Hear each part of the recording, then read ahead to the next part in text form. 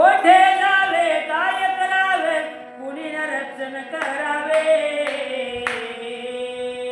कोणत्या स्थानी कुठे लपावे शाप भयाले ना कळे प्रत्येक जण त्या ठिकाणी म्हणू लागलं देवा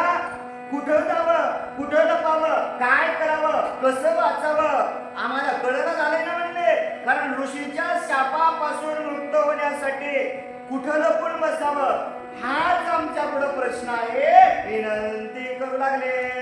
तव विचार करुणांतरी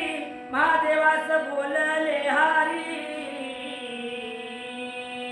ब्राह्मणाचा शाप धेनुवर कदापि न चाले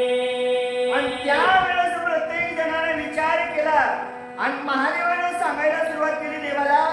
ऐका ना ऋषींचा शाप प्रत्येकावरती चालतो असं एक दैवत आहे ज्याच्यावरती ऋषीचा शाप चालत नाही ती म्हणजे कामधेनू असा